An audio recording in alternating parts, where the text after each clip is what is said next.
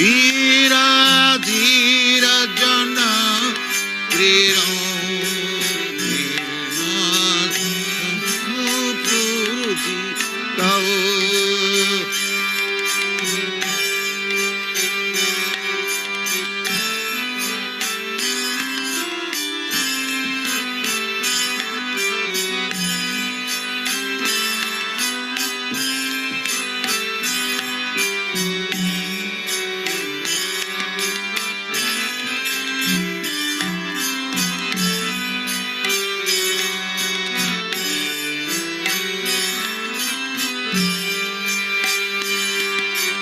कृष्ण कीर्तन गान नर्तन प्रभु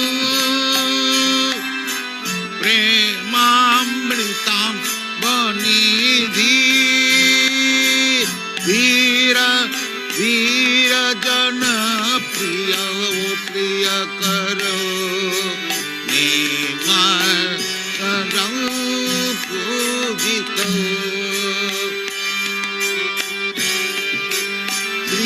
चैतन्य कृपा भरौ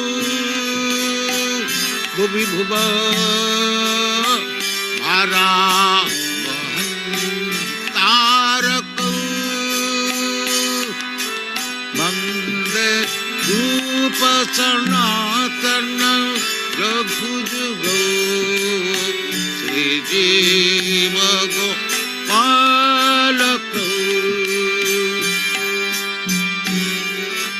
वंदे रूप सनातन रघुजुगौ श्री जीव गोपालक कृष्ण कीर्तन गान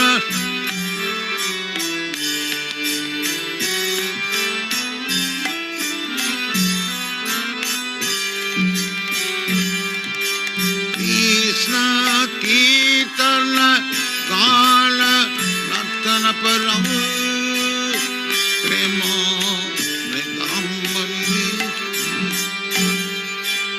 वीर वीर जन प्रिय प्रिय करो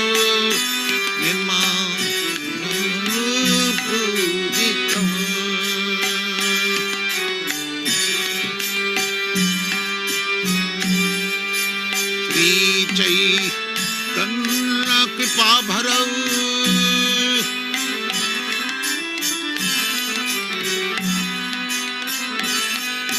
श्री चैतन्य कृपा भरौ भुवि भुव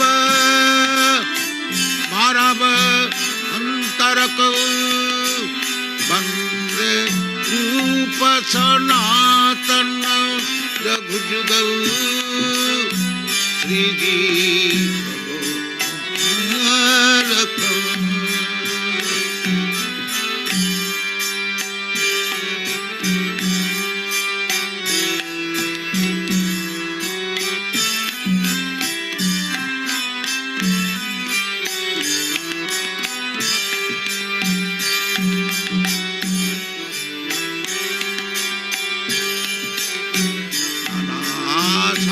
विचारणैक निपुणं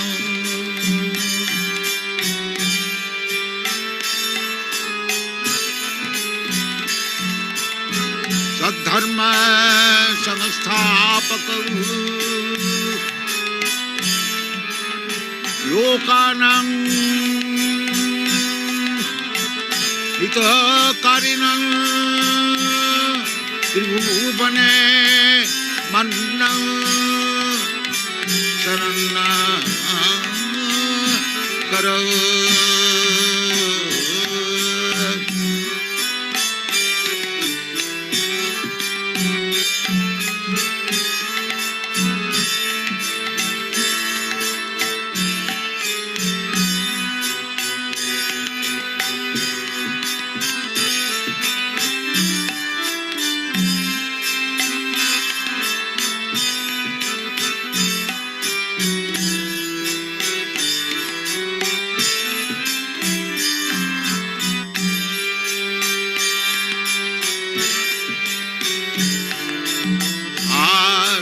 विचारणैकनिपुण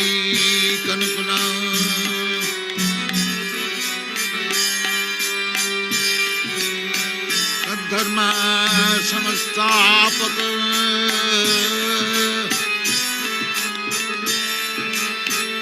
लोकानां हितकारिणां त्रिभुवने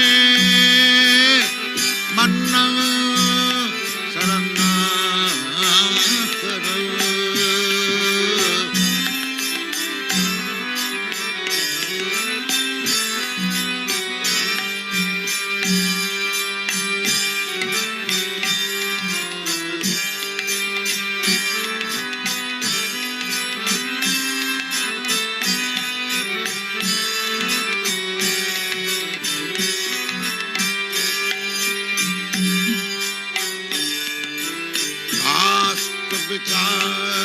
विचारणैकनिपुण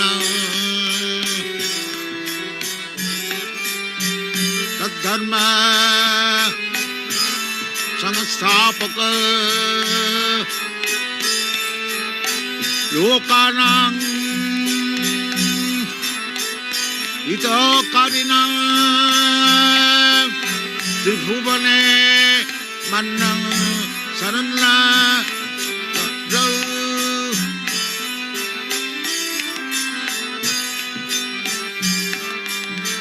श्री चैतन्य कृपावरौ लोकानां हितकारिणां त्रिभुवने मन्नं शरणाकर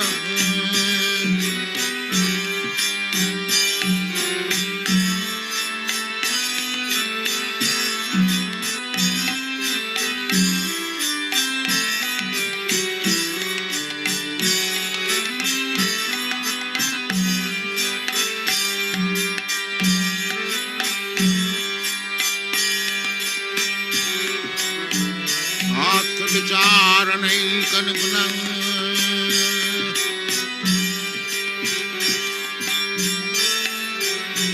तद्धर्म संस्थापक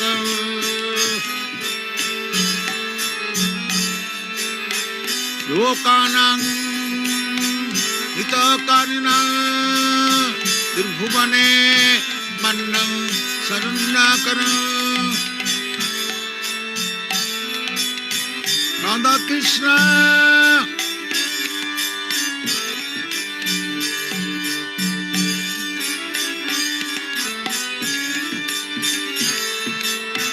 राधा कृष्ण पदारविन्दौ भजनामृतौ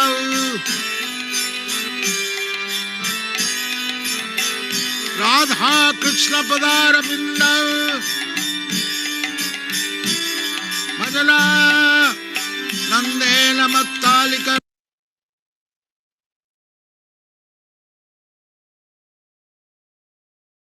राधा माधव कुंज बिहारी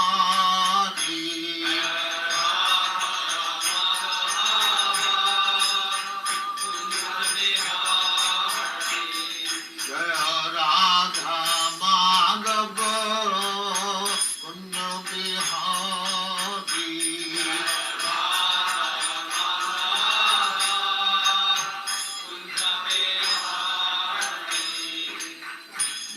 यशोदानंदन ब्रजजन रंजन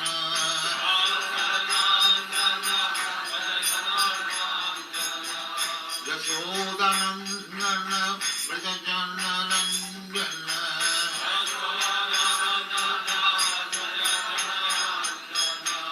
यमुना तीर बनचारी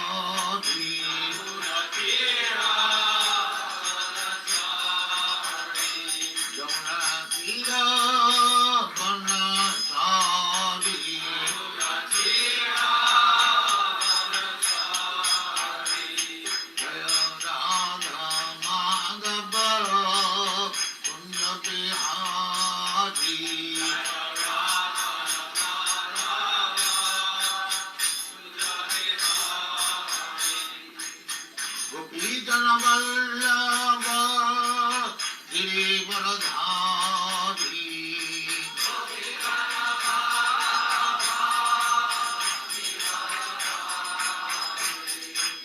Gopidana Vallabha Girivaradhari.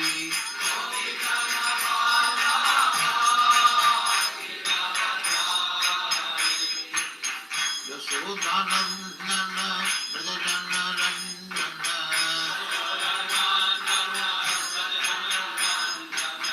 Yasodhanandana Brajajana Ranjana.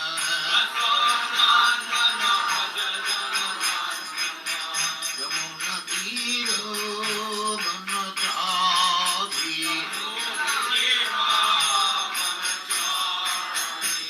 Yamuna Tiro Dhanachari.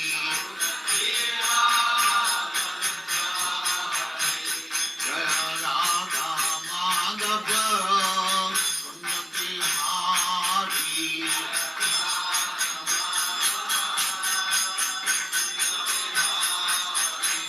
Jaya Radha Madhava Kunja Bihari.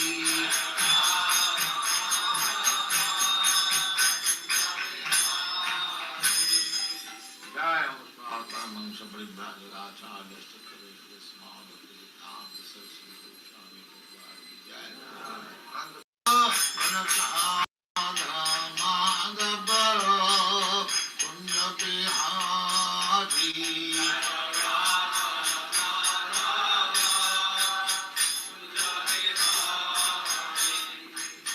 Gopijana Vallabha Girivaradhari.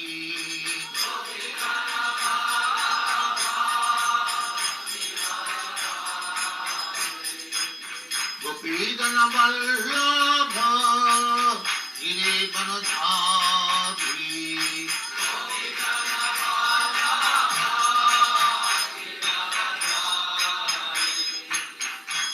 Yasodhanandana Brajajana Ranjana.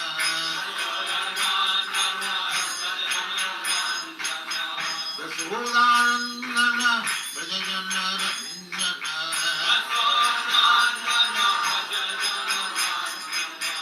Yamuna Tiro Dhanachari.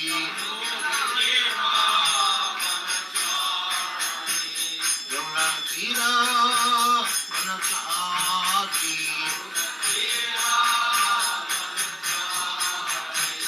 Jaya Radha Madhava Kunja Bihari.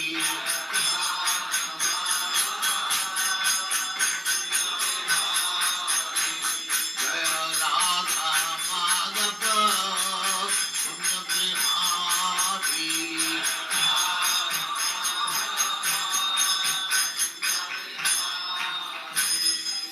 Jaya Mahatma Paribhajagacharya Stakare Smada Pilitam Saraswati Goswami Bhagavati Jaya Ananda Gauri Vaishnava Jaya Ramacharya Sri Haridas Thakur Jaya Names of the whole Sri Krishna Chaitanya Sri Advaita Gadadhar Shivasari Gaur Bhakti Jaya Sri Radha Krishna Gopinath Samkund Radha Kund Giri Jaya Vrindavan Dham Ki Jaya Navadip Dham Ki Jaya Ganga Mai Ki Jaya Jamuna Mai Ki Jaya Guru Dwarka Dham Ki Jaya Swami Bhaktivinoda Ki Jaya. All glories to the Excellency. All glories to the Excellency. Thank you very much.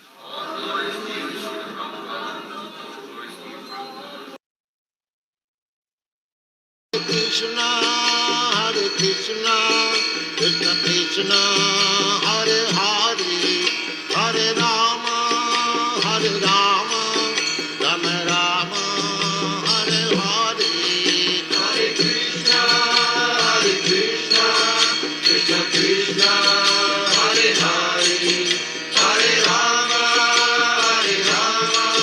Rama Rama, Hare Hare. Hare Krishna, Krishna Krishna, Hare Hare, Hare Rama, Rama Rama, Hare Hare. Hare Krishna.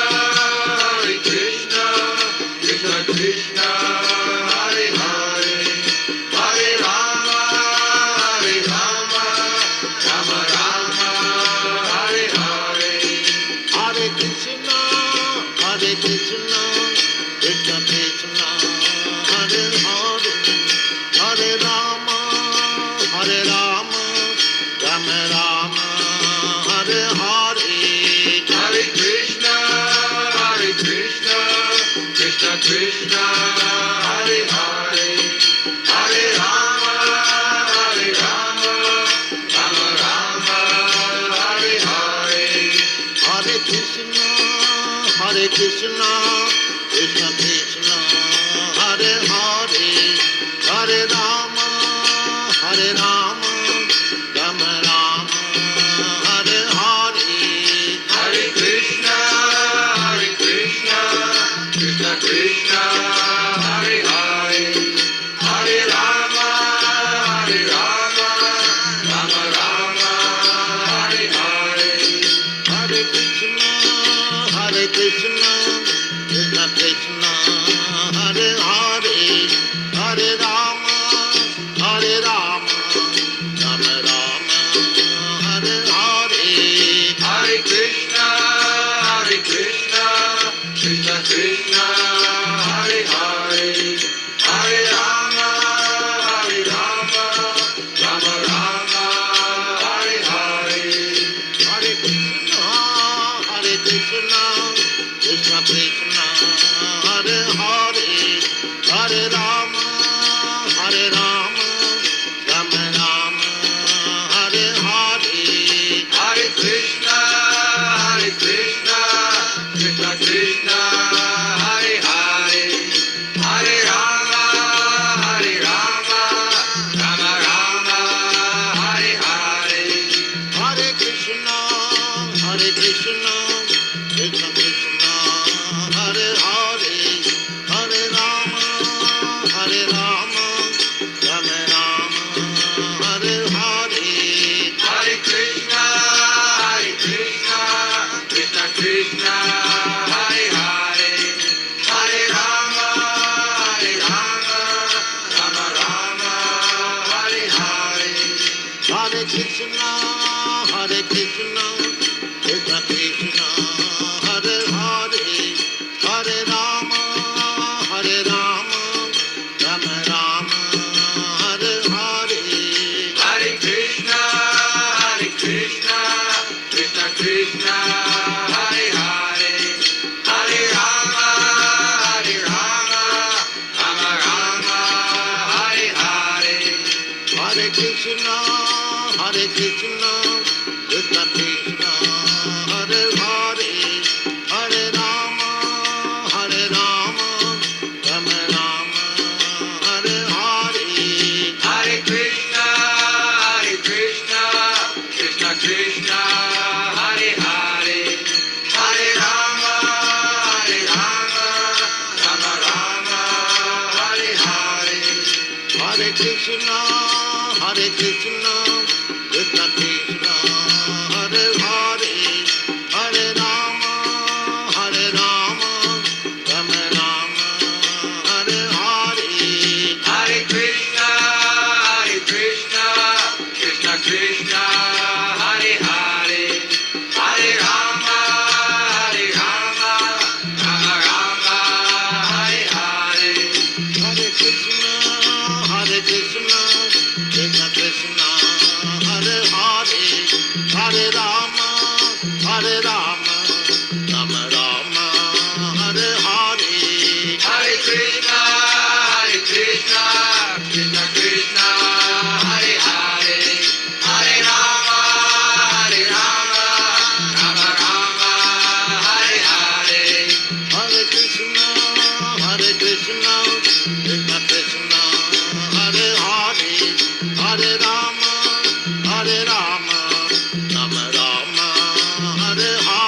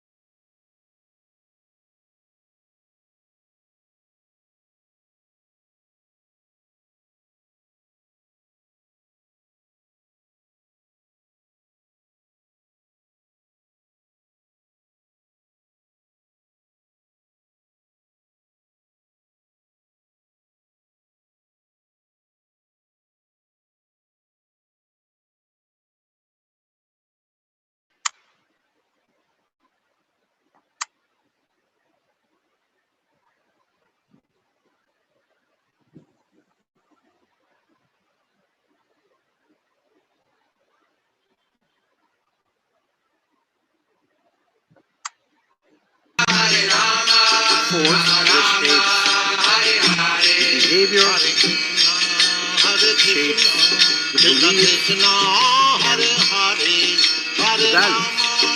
Basically, leaders as the primary force of shaping how people think. This is the root of all the action. Whatever you do and whatever you don't do create culture. We'll talk more about this. So these are different definitions of culture from the dictionary.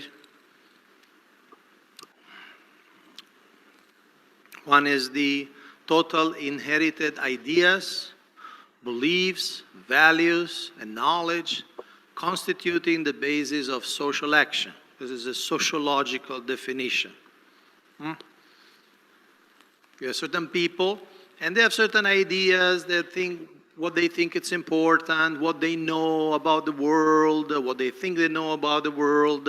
So they act socially on that basis. That's their culture.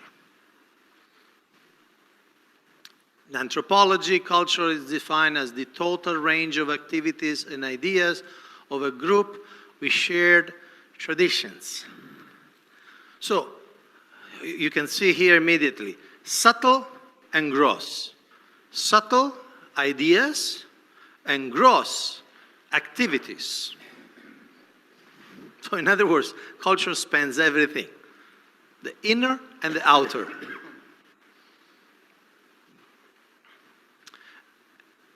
Another definition in anthropology, a particular civilization at a particular period, like ancient Greek culture or the Chola culture. What kind of statues were building, what kind of constructions they were building, what kind of drama, dance, literature they were producing, what kind of organization of the society. Mental, this is a very common English meaning of culture, mental refinement and sophisticated taste resulting from the cultivation and appreciation of the arts and sciences. Like we use the expression, a cultured person. A cultured person means a refined person. Somebody who is educated and can appreciate the finer things of life. And this is very similar to the Sanskrit notion of culture, Sanskritam. Sanskritam means something refined, a purified behavior. This is obviously the English counterpart of that. So in other words, culture as something positive. Somebody is cultured, somebody is uncultured. Nobody is uncultured in the absolute way because everybody has got ideas or like actions. But in that sense, culture means somebody who has cultivated some refinement in their taste. The attitudes, values, and behaviors that characterizes a particular group, in our case, ISKCON's organizational culture. ISKCON organizational culture, how we do things in ISKCON, what we think in ISKCON, and of course, there are many, many subcultures. How we do things in Bangladesh will be different than how we do it in Kenya, or how we do it in Australia, New Zealand, Italy, Delhi, and so on. We have a broad umbrella of beliefs, ideas, philosophy, theology, but then it's manifested according to the local priorities, according to the local mental models in different ways. For instance, some of you are familiar with both temples in Mumbai. There are four, but I'm talking about Chopati, Shri Shri Radha Gopinath Mandir, and Juhu, Shri Shri Radha Rasa Bihari Mandir. And some of you are familiar. You've been to both. Some of you have been many times to both. And you could see that there is a different culture. They worship the same deity, Radha, Krishna, They subscribe to the same philosophy. It's the same movement, International Society for Krishna Consciousness, same founder Acharya. At the same time, there is a different flavor. There are different activities. And obviously, I'm not right now interested in saying which one is better or which one is worse. But it's different. It's different what they do, it's different the way they do it, and so on and so forth. Okay, so Srila Prabhupada used culture in a number of ways. If you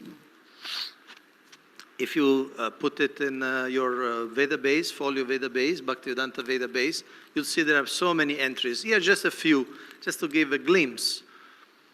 One way, in Bombay, Bhagavad Gita, people are engaged in vikarma everywhere, all over the world. The education, the scientific advancement, culture, everything. Now culture means some dancing. Now it has become a culture. And what is that dancing? Sense gratification. So here Srila Prabhupada is saying now culture, which is supposed to be again a refinement of the spirit, is becoming just entertainment. Just entertainment. Lecture again in Bombay. My request, especially to the Indians, that do not neglect your culture, the Vedic culture. Vedic culture means Krishna consciousness. There is no other different meaning of Vedic culture. Interesting statement. Very, very radical. Radical meaning going to the root. What's Vedic culture? Krishna consciousness, God consciousness. So to the Indians, do not neglect your culture. Do not neglect your tradition, your worldview, your standards. Srimad Bhagavatam class in Los Angeles. Vedic culture means everyone is given the chance to become first-class Brahmana. Another angle. So this liberality, the egalitarian nature in one sense of Vedic culture. We all start from different places, from different backgrounds, but everyone can be given the chance to become a first-class Brahmana. Srimad Bhagavatam class in London. Vedic culture is very old. It is not a concocted thing or a new pattern. It is eternal. Therefore, it is called Sanatana. Sanatana means eternal. It has no beginning, no end.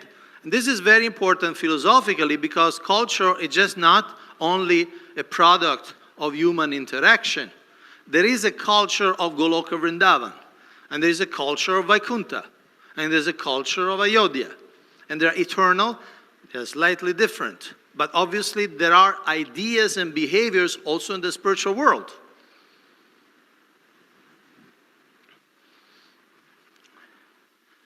There's a culture of Vrindavan, there's a culture of Mathura. Krishna has his own culture. The way he likes to dress, the way he likes to eat, the way he likes to interact with people, certain type of buildings he likes to live in. Srimad Bhagavatam lecture in Vrindavan. Okay? Bhakti means there is activity. Anukulena. Favorably. Krishna Anushilanam. To satisfy Krishna. Anushilanam means culture. The culture means there is activity. So this is a bit technical, but again, how it's interesting how this Anushilanam, Srila Prabhupada defines it as culture. And it's interesting because Anushilanam bit means both internal and external cultivation. It's not just the activities of the senses, are also the activities of the mind. So the refinement of the soul in becoming again a devotee of Krishna, that's Krishna Anushilanam, the culture of becoming Krishna conscious. Okay, any questions so far? Are we all on the same page? Are you all comfortable with the topic? Okay. So, Bombay, December 75. Animal culture means to satisfy the needs of the body. And Vedic culture or human culture means to satisfy the needs of the soul. One of those sutras. Huh? Animal culture, needs of the body. Human culture, Vedic culture, is satisfy the needs of the soul. Okay, so today we are going to introduce and explore 3 levels of culture. We start from the top in the meaning of the visible aspects of culture. We call it behaviors, artifacts, actions, visible manifestations. Like Islamic culture. You see a building, you know it's a mosque. Why? Why you know it's a mosque? Yes? It's got a minaret, yeah, a little tower. You hear prayers, maybe not 24 hours a day, but what else? They're prominently green, or the green plays a lot of important role, yes? They're not all green, actually, no. But in some place, green is prominent, yeah. There's always a lot of Muslims inside. Okay, yeah, that's yes. So how do you recognize a Muslim? How do you know somebody's a Muslim? You can tell by looking at them. Huh? You can tell by looking at them. Okay, that's basically a restatement of my question. And what do you see that, okay, this gentleman is a Muslim? Isn't that interesting? Huh? You can tell by the haircut, by the haircut, by the clothes. hat, by the type of clothing. Yeah, that's, Yeah. You see, those are artifacts. Huh? The dress, the building. Thank you. You wanted to add something? A mosque has a certain type of construction, like a tower kind of thing. Yeah, the minaret. And also, they have a crescent moon. Yes, so you see symbols. Symbols also. You see symbols. Yes, symbols of a particular, again, of a particular culture. So these are behaviors, what people do. How they dress, how they speak, how they build their building, huh? What kind of books. These are visible things. These are visible things.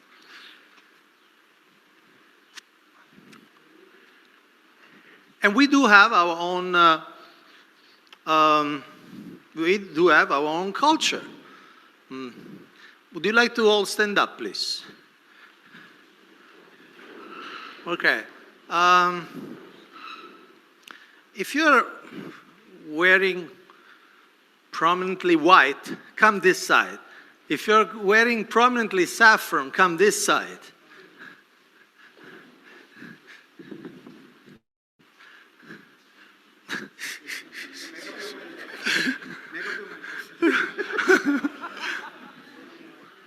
Okay. If you are wearing a white kurta, stay this side. If you are not wearing a white kurta, come this side. No moral judgment intended. Today, by chance, you put the white one. Okay, who basically always wears a nuttaria, a chadar, comes here. Charu Chandra Prabhu. Uttariyas. That means you don't always wear it.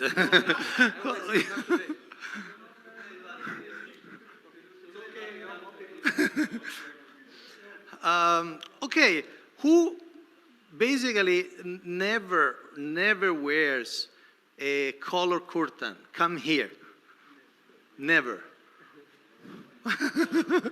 Never, just, well, no, the saffron Wallace. It's okay, we get that, don't need to. Okay, so you see already there, we have so many differences. We could go more and more. Like for instance, among the saffrons, those who are more on the yellow side, come here.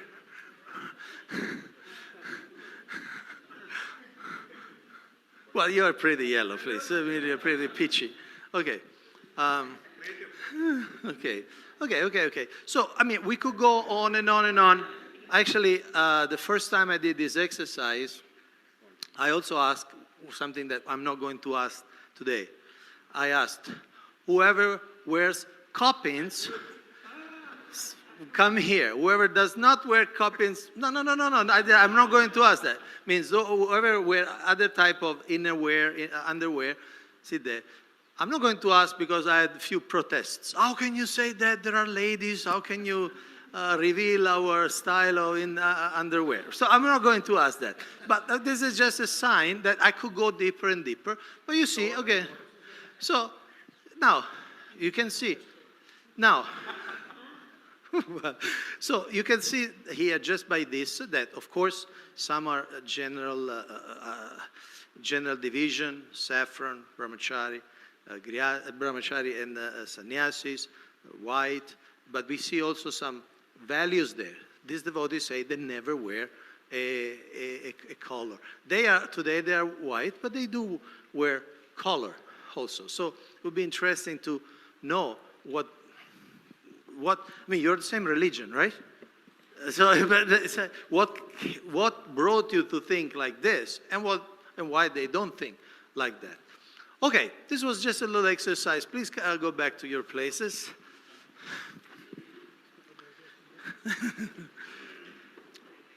Now, so behavior is what you see, what you can see or you can hear, the type of sound and the type of food, something that interacts with the senses. Then, a little deeper is beliefs. And these are, we could say, official beliefs. Stated values, creeds, mission statements, philosophy. For instance, if I say, whoever believes in the importance of cleanliness, probably everybody will raise their hand. Now, then, when perhaps we are going in everybody's room or personal thing, there will be different levels of cleanliness. So it is an official value, a spouse value is called, but may or may not be internalized by the person or as deeply internalized. In terms of the number of showers the person takes, or how he keeps the clothing, how he keeps the room, and so on and so forth. Or how he keeps the temple. How he keeps the temple, like that. Now, so these are official beliefs. Some are very much assimilated, some are not. But even deeper than that are the assumptions. In other words, the deeply held beliefs, the values we really own, implicit convictions, unconscious certainties, the sense of self, the sense of identity. We could say these are really the deepest mental models. The way we see ourselves, the way we see the organizations, the way we see the world. And these are very, very, very powerful, especially because they are unconscious. We don't even know that we think like that. And so, these are the roots of everything we do. This is the force that shapes everything else. And you see here, for instance, philosophy is here because in some case, the philosophy may be totally assimilated, so it becomes really part of the sense of self, or it can stay a little bit theoretical. Okay, I accept the doctrine, I accept the theology, but do I really believe it so deeply that it's my sense of identity? Jiver Swarup Oy Krishner Nitya Das. We heard it a million times, and we believe it. That's our belief. But for some of us, maybe a real deep sense of our definition of ourself. And for someone, maybe a little bit, still a little bit more theoretical. Any questions on this three divisions? Rishi Kumar Prabhu. It appears from this that there doesn't seem to be anything that is fixed or firm, because even one's sense of self is treated as an assumption. Unconscious certainties are also assumptions. So the whole hierarchy seems to be more at the apparent or superficial level. There is nothing that is actually certain. Even your deeply held beliefs are actually brought under assumptions, and they are supposed to be at the very basic level. Assumptions here doesn't mean in any negative way. Assumption means things that we believe so firmly, we don't even look at them. Like, for instance, I give an example. You get up in the morning, you brush your teeth. I like to assume that. You don't start thinking, should I brush my teeth? Should I not brush my teeth? I brushed them yesterday. Should I brush it today? It's just like an implicit, almost like an automatism. You get up, you brush your teeth. It's second nature. Yeah, it's a deeply ingrained habit and it's deeply ingrained value. I like to think that none of us think, well, for the next 2 hours I will not see anybody, so even if I don't brush my teeth, nobody will know. I mean, we don't think like that, right? Even if we are alone all day, we brush our teeth. So it's an assumption. And again, assumption in this case is not like a negative way. It's something that we accept so deeply, we don't even take a look at that. And the assumptions can be right. I mean, the assumption can be aligned with reality. They can be aligned with a bona fide doctrine. Any other question?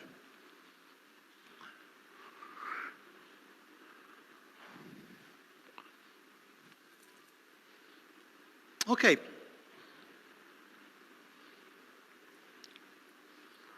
So how do we get the assumptions? How do we get them? Yeah. Well, there are many ways. We basically get them life after life. They are built over time. Bhagavad Gita says that the soul, when leaves the body, the subtle conception of the soul, they go on to the next body. It just, Bhagavad Gita gives the example of the fragrance, the air. Just like the air brings the fragrance with itself, so similarly the subtle body at the time of death brings its own conceptions of life, assumptions, deeply held beliefs, experiences with ourselves. Like Prabhu said, the samskaras, the impressions, the vasanas, the desires, the way we see the world. The way we see the world. There are some children naturally, independently from their environment, some are more pious, some are more impious. Some are more peaceful, some are more violent, some are more inquisitive, and some are just more absorbed in sensual activities. And then, of course, they are shaped by association. Sadhu Sangha, Sarva Shastra Koi Lava Matra Sadhu Sangha Sarva Siddhi Hoy. Because we are all influenceable. That's one of the characteristics of being marginal energy. We are influenceable. So when we go in a particular Sangha, we go into a particular association, the mood, the attitudes, the values that is in that Sangha rubs off on us. We just absorb them and becomes ours. There's a process of socialization. We go in a certain group and the values and priorities of the group becomes our priorities, our values. Like that.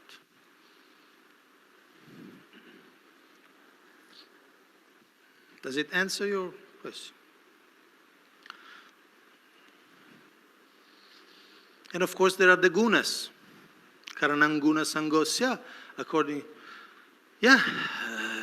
to how we associate with the modes of nature, our knowledge, sense of austerity, spiritual sacrifice, charity gets shaped in a certain way. We start thinking on a very deep level what's good, what's not good, right? There's knowledge in the three modes of nature. Somebody in Sattva Guna sees things more in a holistic way. Somebody in Rajaguna sees things more in a separatist way. He really thinks, these people are Christians, these people are Muslims, these people are Hindus.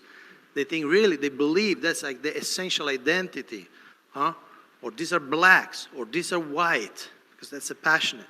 And then knowledge in Tamaguna means that even if the idea is right, but is interpreted in a very tamasic way, dark way, so it becomes fanaticism. Kritsnavat. You see one thing, even if it's right, but you see one thing as the only thing. So it becomes tribal knowledge. We think, well, our tribe, our group, our institute is the best. Everything else is the devil, or largely influenced by the devil. Like that. Okay. So I want to give credit to Professor Edgar Schein, because he spent the last 50 years, he wrote books. You can find him on YouTube.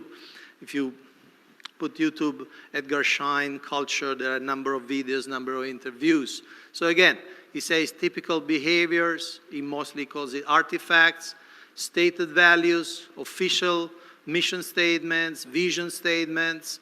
What the stated value means, what the organization says about itself. And then fundamental assumptions. This is an analogy. He uses the water lilies, if you like more, is more Vedic, the lotus, if you want to be more Vedic. So you see a pond, what you see there are certain leaves, certain flowers. Everybody can see that. Those are the behaviors, the norms, the artifacts. But they don't come from nothing. They have certain stems. And those stems is the values, what's important. But what's important is shared by the assumptions, by the philosophies. Another analogy, the apple, the fundamental assumptions are like the DNA, the seed, where all the information is there. And there are values, norms, patterns, artifacts and symbols. And then, of course, you see the outside, the red apple, the yellow apple, the green apple, and that's what you see. But it's there because there is something central. Okay, so this is the basic graphic. Behavior, norms, artifacts.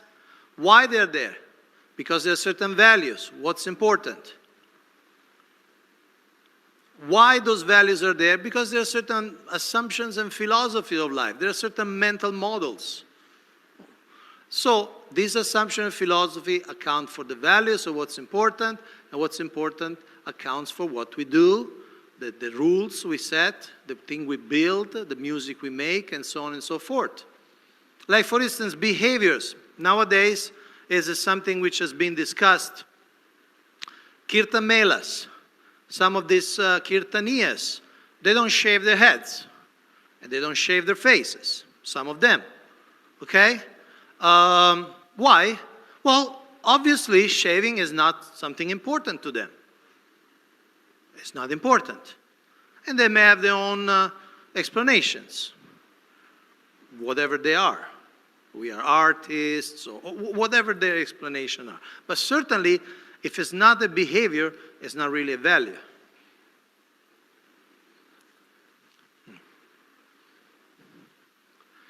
So assumptions are like ideas which are very deep. They're locked in our brain, locked in our mind.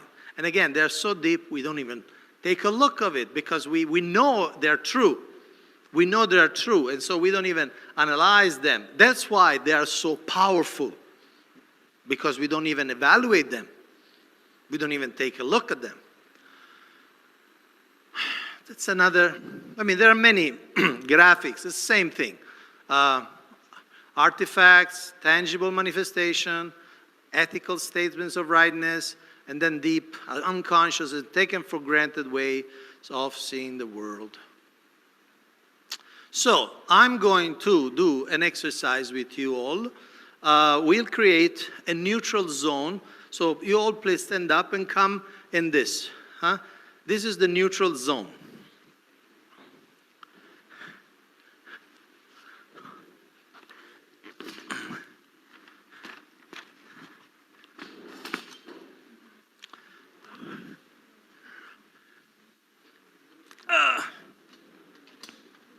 Okay, so we have, this is, see, when you step into the wood part, that's not neutral anymore, okay?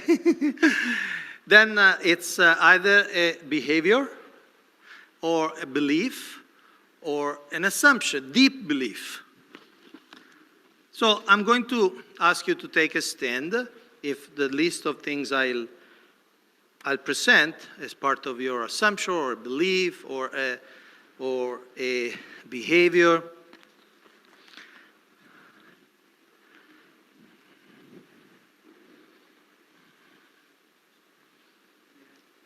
Now, we are not going to over-explain things.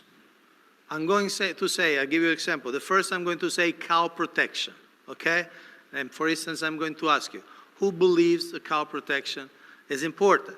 So now, if you believe that, you move to beliefs, okay? Feel free to make your choice, because feel free to make the choice. But we were not going to define, but what do you mean by cow? What do you mean by bull? Does it include bull? Does it include calves?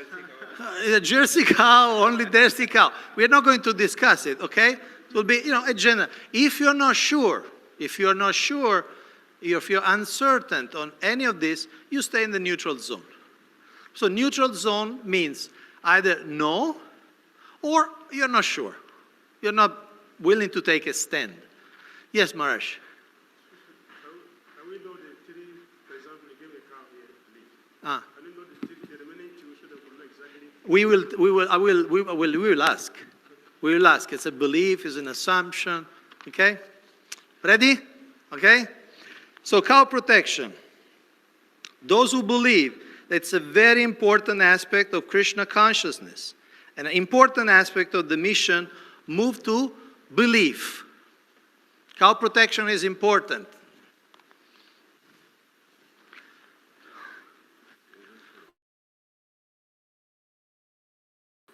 No, beliefs. Now we're talking about beliefs only. Okay. I need your silence. I need your silence. You can look around. See? Okay. Now, look at your heart. It's a belief. Now, who really feels so strongly? It's a very deep belief. It's a very deep belief. Move to assumption. From anywhere you are. Okay.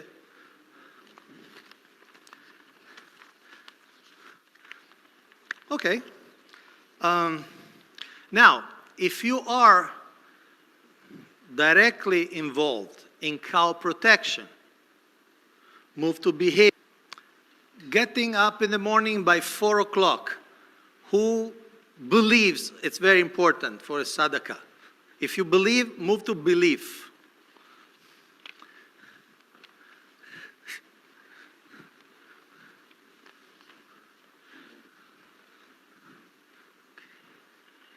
If you do, in some special case, maybe not, but if you do wake up every morning by 4 a.m., moves to behavior. Before or at 4 o'clock, yes.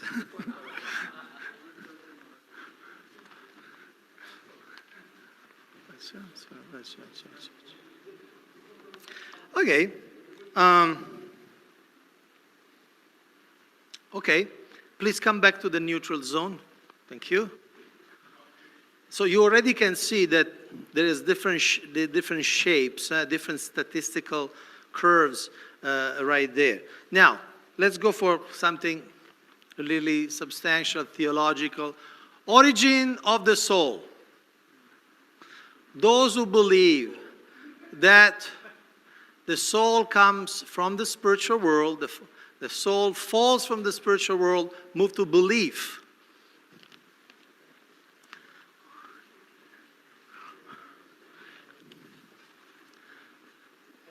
This is a demonstration of Tatastha Shakti. Okay. Okay. Okay, look around you. This is the same religious group, the same group of leaders in that religious organization. Okay, please come back. Go back to the neutral zone. Please don't destroy the room.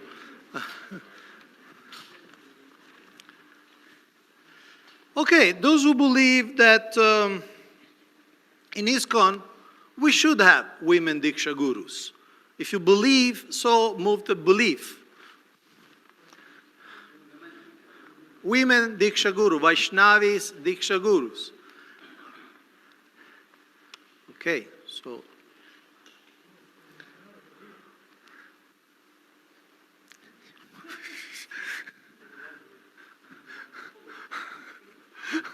Okay, you see, sometimes the lines are drawn even between husband and wife. And interestingly, the wife is on this side, the husband is on this side. I mean, probably he has already experience of having a guru anyway, women take it. So anyway, so for him it's more nature. What? Okay, so you can see one thing here. This is just a sociological analysis. You see that this cuts across different lines. Okay, you have people from Indian origin there and there. You have people from Western origin there and there. So it's not necessarily a geographical thing or even a gender thing. Very interesting. Please go back. Go back. Okay, we could go on and on and on with Varnashram, with astrology, with punctuality. Let me do one on punctuality. Whoever believes that punctuality is important, stand near belief.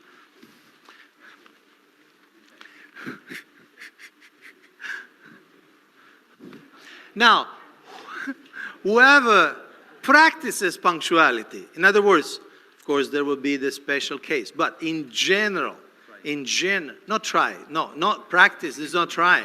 In general, you do come on time. If you do come on time, 99.95% of the time, move to behavior. Out of there, out of there, you out of there. Prabhu, out of there. Well, I don't know. He believes it. But you see the difference between belief and behavior? We may believe, yes, it's important, but we do, some of us, we don't. Thank you for your honesty, but not thank you for your lack of punctuality. Thank you. Okay, you believe it. You believe it's very good for this type of people to be punctual. Okay, please go back to your seats. Thank you very much. You see, in one sense, it's good that we did this exercise at the end. Now you have been spending 13 days together, okay? So I like to think that you believe that the other leaders are sincere Vaishnavas, right? They're good people. They're good, dedicated followers of Srila Prabhupada. So now that on that platform, you can see that there are different ideas. There are different socio-theological ideas. There are even different theological ideas. I said origin of the soul, not everybody walked. We are not going to go deeper on that. But you see, we do have different beliefs. So I hope that will not influence your, what do you call, appreciation of people. Oh, you walk there. I know. So you know you're good people, but you might have different ideas, different assumptions, different values, different ethical statements of what's right, what's wrong, what's important, what's not important, and also some ways of seeing the world. And by seeing the world, we mean also the organization or yourself, priorities in your own life. I would like to take some comments. What this exercise meant to you? What did you get out of this exercise? Diversity. unity in diversity. Can you elaborate? We are all serving the common goal, shared vision, but then we have our own ideas and beliefs. So we have some underlying unity, but also some diversity even in terms of beliefs and things. Thank you. We'll take Maharaj and then Parabhakti Prabhu. Sometimes we hear some words, but don't actually understand what it means. Sorry, we hear some words? Some words are very familiar, but Okay. we don't really understand the meaning. This exercise has helped to explain deeply most of the words we hear and use, but don't really understand them. Acha. Thank you, Maharaj. Parabhakti. Of course, you demonstrated we have a different opinion on some topic, but if you continue with the question, maybe in case that you have to vote over some direction, if you go more deep into the question, sometimes also your way to vote can change.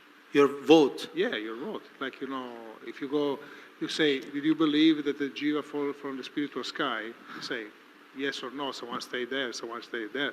But if you go more deep, maybe with the explanation, you find another result. Yes, hopefully the leaders of the Hare Krishna movement are able to change their opinion when the more information, better information comes. This is a hope. And in one sense, that's why I present this, because I don't believe the assumptions need to be fixed. Our mental model need to be fixed.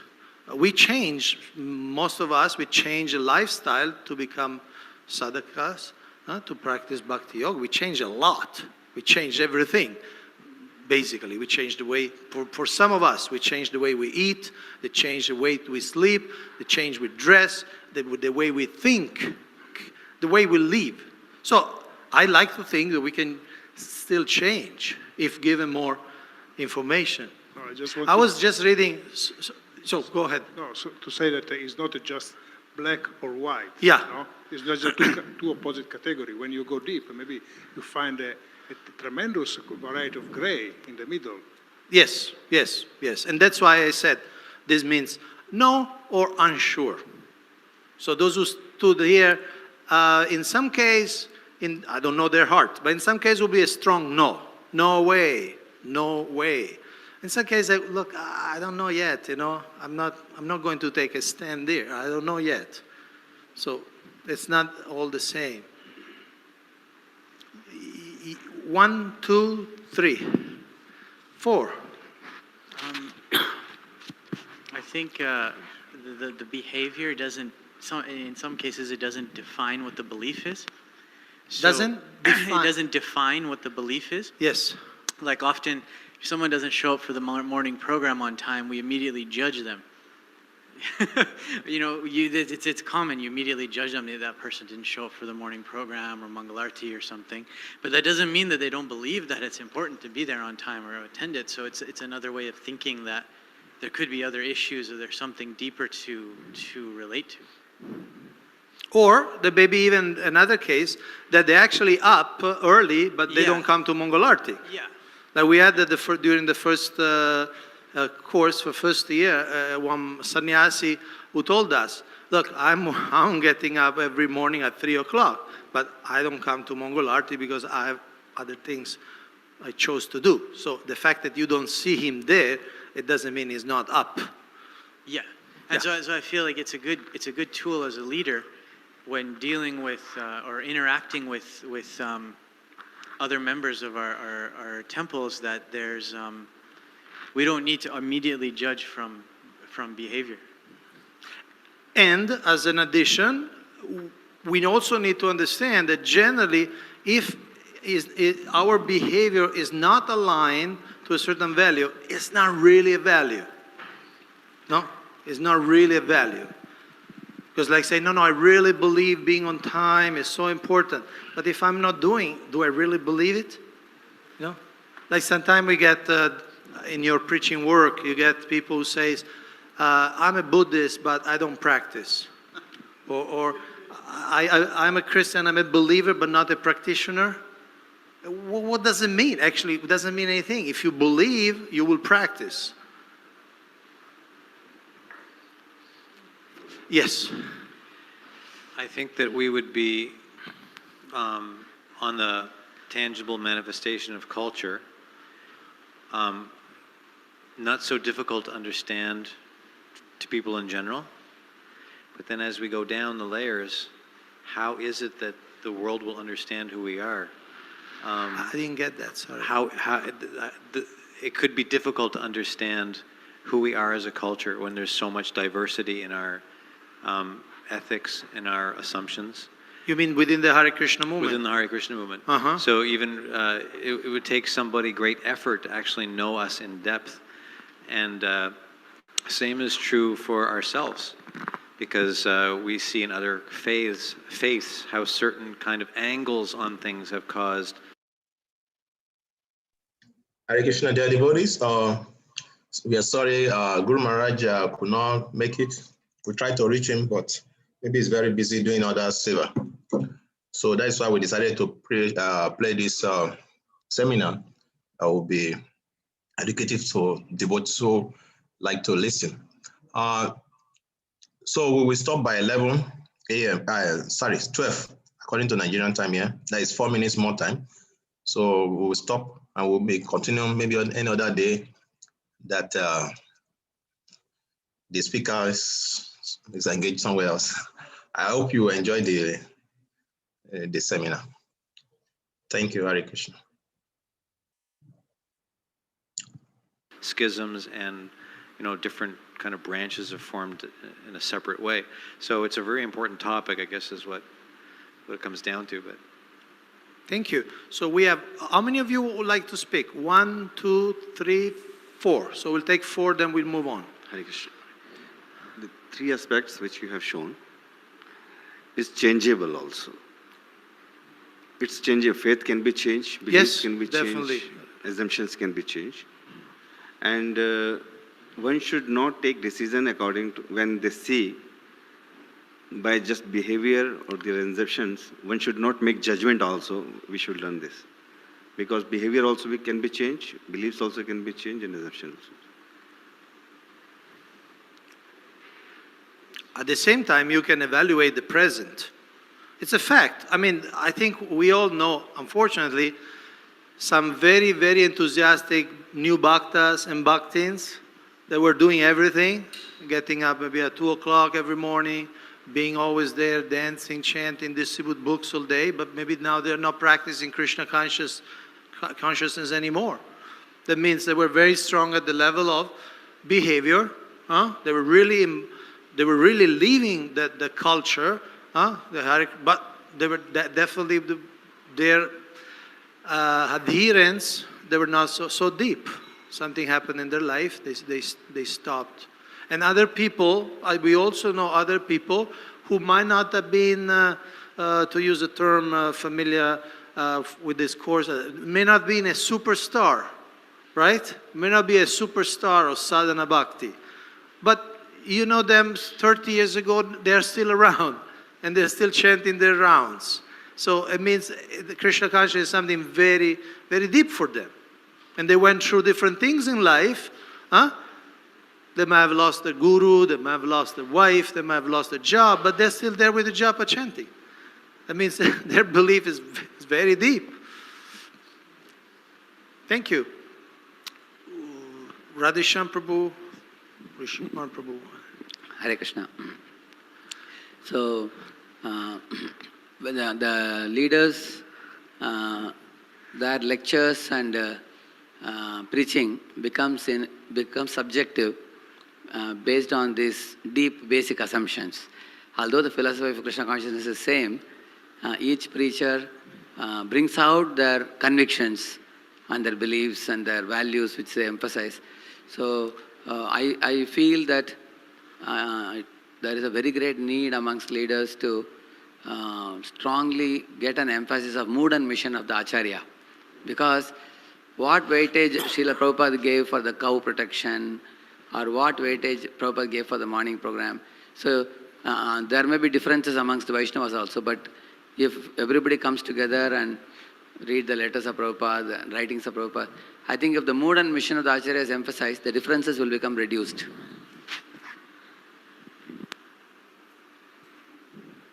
It's a fact that more we absorb in Srila Prabhupada's teachings, we will have a common pool of knowledge, of information.